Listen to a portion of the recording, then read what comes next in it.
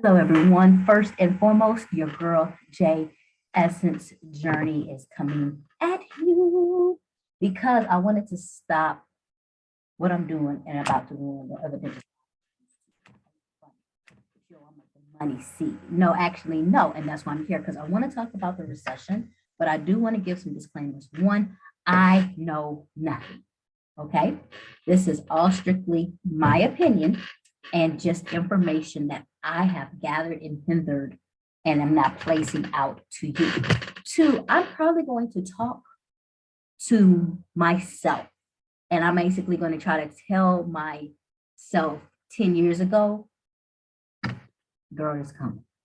And like what I needed to hear because I didn't know none of that stuff. And then I'm going to try to equate that a little bit to people with their relocation plans and what you're trying to do and how you're trying to look and all that other stuff. So I'm here to give you space to speculate and talk some things out. And like I said, go ahead, hit like, subscribe, go into the comments, say what you want to say, put your own opinions, agree, disagree, tell me I'm stupid, whatever, you can do what you need to do. Catch me on J Essence Journey on Instagram if you want to follow along. Also tag and like Hot Summer Farms for all the things that we're doing. And then I was going to say, whoa, we hit 1,000K subscribers. That means so much, so much, so much to me.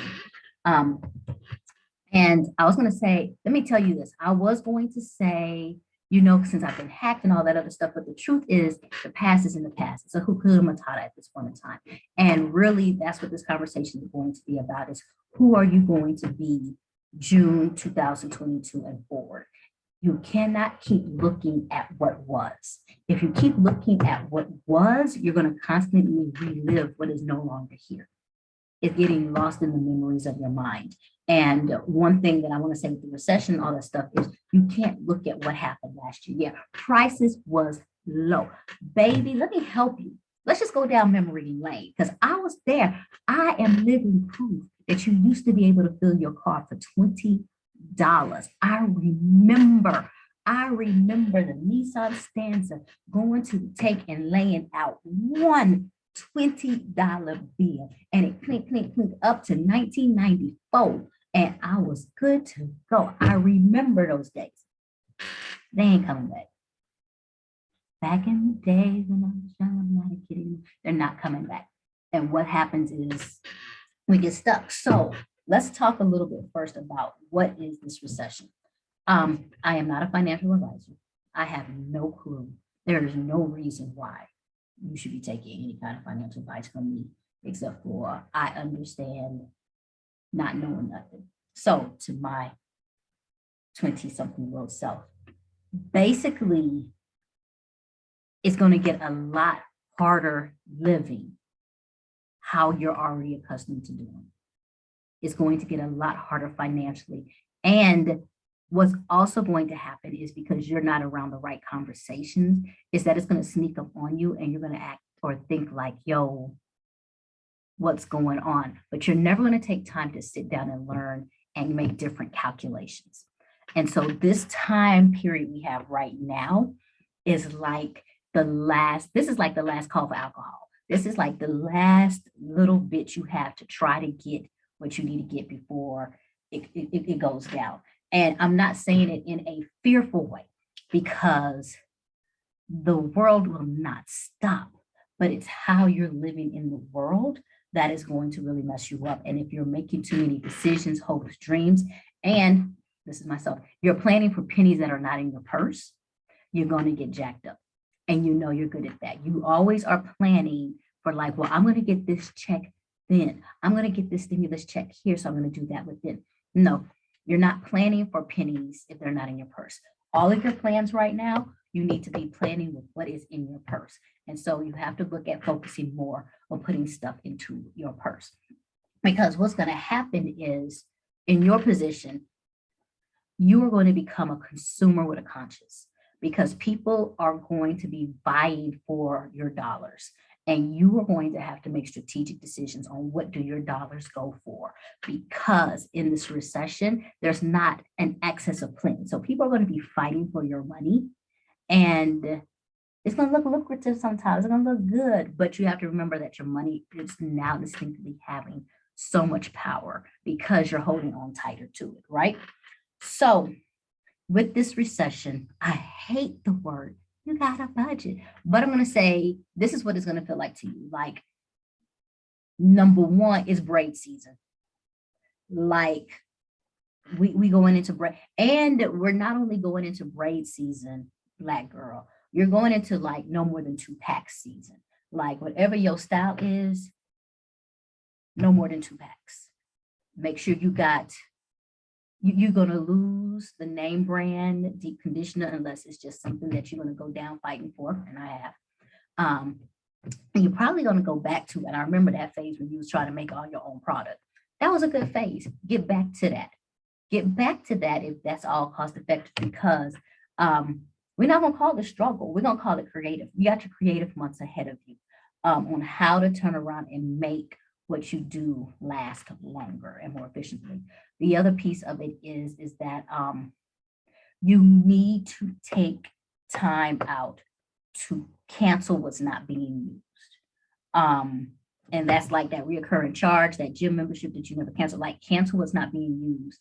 But I'll be honest with you, I think the smart thing is that if you cancel what's not being used, instead of using that as excess money, you want to put yourself into a position where you can levy up. So cancel what's not being used and take like that $5 subscription, that $14 subscription. I'm literally counting in my head, and maybe that $20, whatever, and then take that money and put it in a cash account. And people will tell you cash is not good, invest.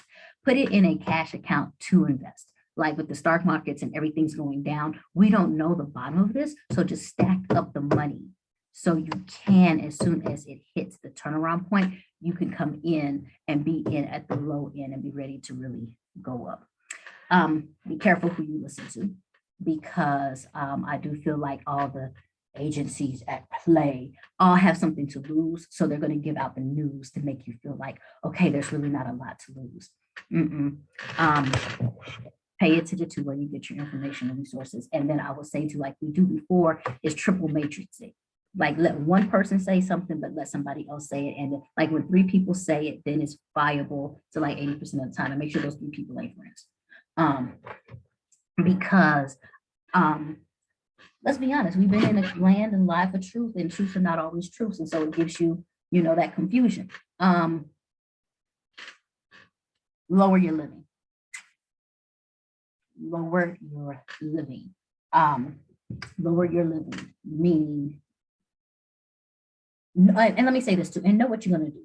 You won't eat out. Don't even lie to yourself and be like, oh, I'm going to have peanut butter and jelly sandwich every night. You're going to eat out. So like reduce cost someplace else, or reduce what you do, or find yourself, or get like those programs where they got the buy one, get one free, and then bring stuff home, portion control, drink a lot of water so you're not as hungry. So, all right. So, and I'm only saying this because what's going to happen, or what is happening, is that money's tight. I don't think I have to go through and explain what has happened, except for a lot of people up top made a lot of decisions in haste. And it's the same thing. It's just like when you get drunk and you make that late night, what you do in text calling, and you wake up in a situation and you're like, oh my God.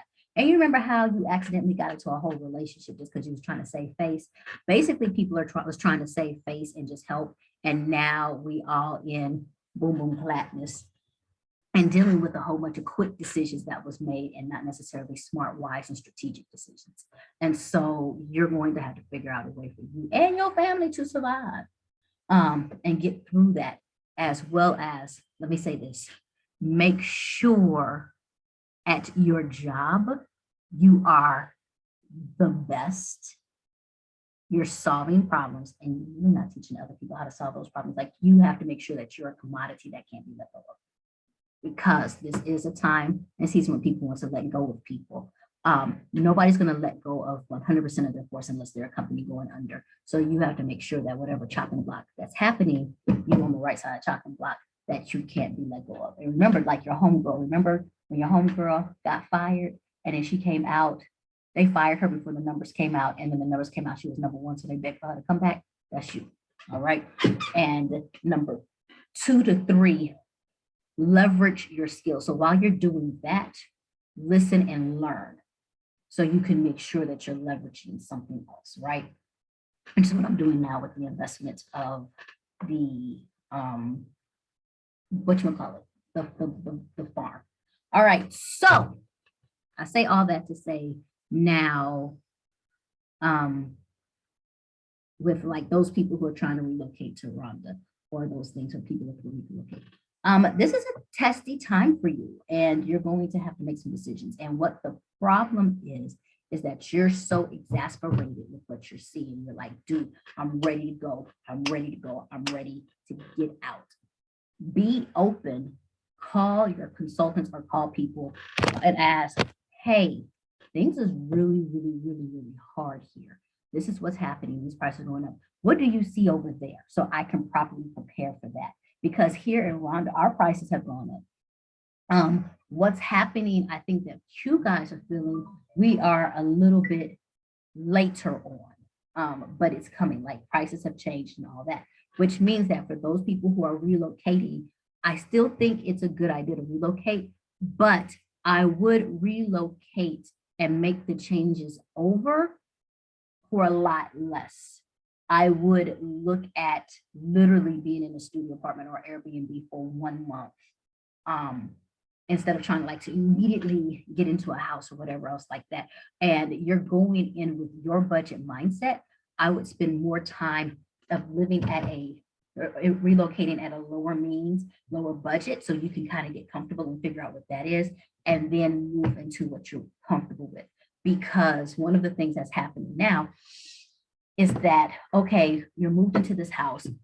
House is gorgeous. House is everything that you ever wanted. It's beautiful, but you haven't calculated transportation. Now what's happening, like I told you guys, gas has gone up. Our cooking gas has gone up. So those prices are happening. So what's happened is that you found what you want and you're at let me say your housing expenses at 50% of the budget. Well, unbeknownst to you, housing might go up to 60% or 70%, and it's taking a lot more out your budget and you're losing the reason why you came. So no, start small. Start with the apartment, literally, yes, start with this apartment, get a 3-month to 6-month contract, even if you might love it, you can renew. Trust and believe, all these landlords are going to want you to renew, because on the other end, they got recession too. So they're really looking at your income and stuff. So play that to your advantage where you can start small, get comfortable, learn things, but you're not at the peak of your budget.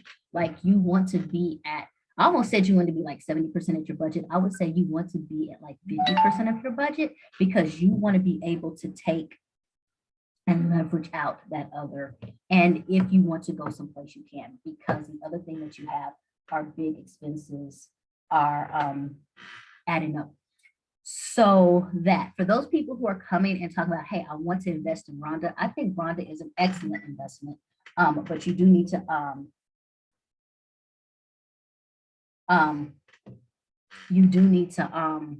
learn it. You need to learn what you're investing in and what the goals are. One of the things I can tell you I'm dealing with right now is that as a new investor, I got to figure out, with this recession, what is that going to do for our food market?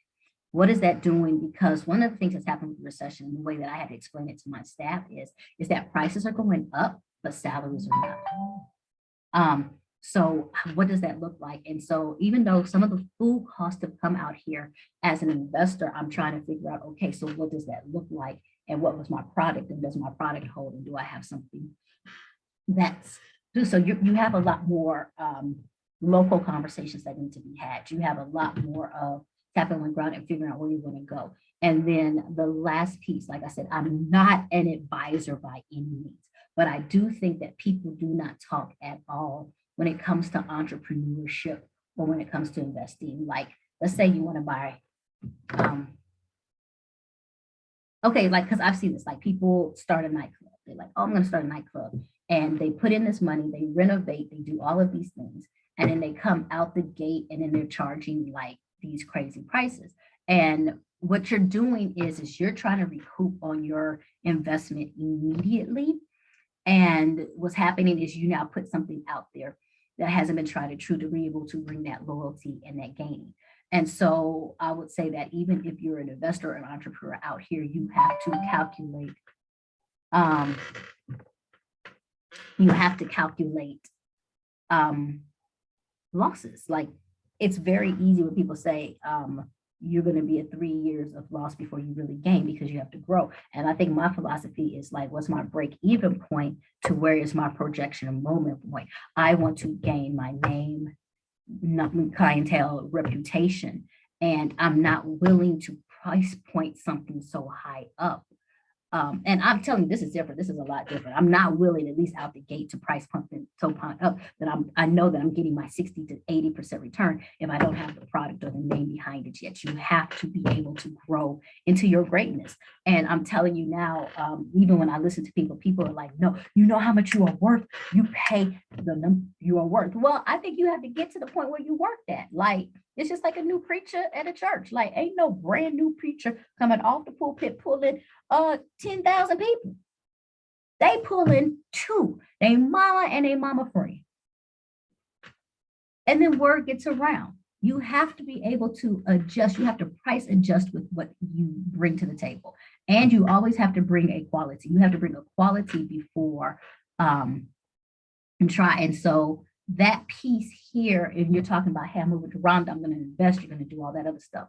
Like, you still have to be smart. You still have to be wise. You still have to go and do the work it takes to understand things. And what's going to happen is, at least right now, because of how things are, your investment is going to be a little bit more costly because costs have gone up. Doesn't mean it's impossible. It means you just need to make sure that you're working right and you have enough background information to say, I know that this works, because that's what a recession does. One of the things that people have said constantly over and over, I checked my 3 before me, is that the recession makes bad companies go down and good companies come up. Be good. Be good. Because I guarantee you, as an entrepreneur, you're going to be having conversations with the wall. Nobody else is going to understand what you're trying to do. And you're going to constantly be trying to seek validation and confirmation from people who are good just saying yes, but don't know the stress behind saying yes. You're okay. You have to really do the work to talk it through, to think it through, to be able to figure it out. So I'm just going to talk in general for relocation. I do think that relocating, like I said, for me, was a great thing. I think people are able to talk about relocation when they have that money accessible. And if you don't, it's a little bit harder. I think that right now we have to go to survival mode. We have to be able to become strategic survivors. And you have to turn around and say, okay, if I want to relocate or not, is this a good time? Because gas prices on the airplane, baby, ain't no joke. And then if you're planning to relocate, either, get up and get out, skedaddle, but also don't blow your savings skedaddling. Like, that's it. Like, don't blow your one-time payment. Don't blow something to skedaddle. Like, use it, make it, plant it, focus, go on it. Like, watch YouTube videos, but you never let it be known how much is in your pocket. You work with like half of what you got. Work with half of what you got. Work with half of what you got.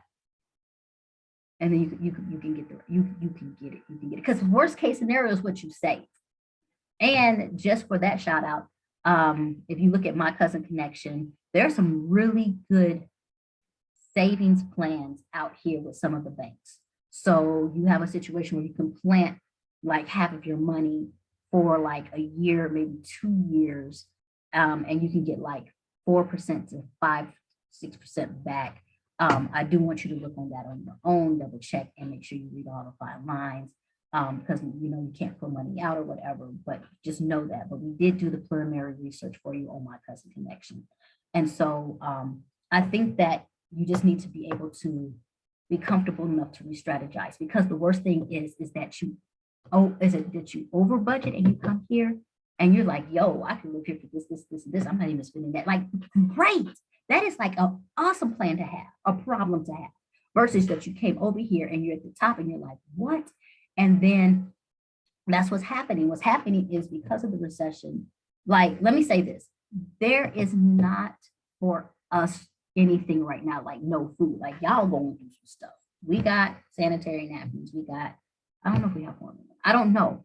But like I haven't had, and I haven't heard my mom having a problem of like, we're not supplied with things. We are catching, there's two things. One is a natural thing. One is a natural thing of like, if you buy something off the shelf, ain't nobody rush to stock it back up. Like, so if you out in the grocery store and you see some stuff, you take it. Like, dude, we ain't fighting over toilet paper stuff. I'm talking about stuff like, what did my mama see? Like her favorite type of coconut milk or whatever else. Like it was just like first world problems. Okay. Like I think, but that's one of the things, like it's not a lot of stock in here because we're landlocked and people don't be stressed. So you just find something else. So the scarcity of items is not there. The scarcity of necessity items. Like some of y'all just be willing to be bougie and live your own life. Like a sister can eat meat. I don't have to have filet mignon. That's y'all. So you can find stuff, but the prices, like I said, have gone up. Like milk has gone up, bread has gone up, and sugar's going to go up. And what I personally fear, like if you're going to have me have one prediction of any predictions, I believe restaurant prices are going to go up. I believe restaurant prices are going to go up because cooking gas went up so high, and restaurants, that's just a natural thing. So I feel like there's going to be a price adjustment in that. I feel like the gas prices and being able to go back and forth, there's going to be a price adjustment. Then I feel like transport is going to go up. I was just talking to the guy who I rented a car from, and he was like, hey, yeah, gas went up, so you're going to have to pay for this or whatever else like that. And so when people are, and that's the thing, when people are scarce on money, like they always try to find a way not to pay or like put the bill back on you or whatever else like that. So you just have to be, like I said, you have to be vigilant. You have to know. And there's going to be a lot of easy yeses, but you're going to have to be strategic to be able to get through and be like, but is it though? But is it though? Call people, understand, know people. And so that's it. That's my take. I'll hit you back later. Bye. I can't hit the button.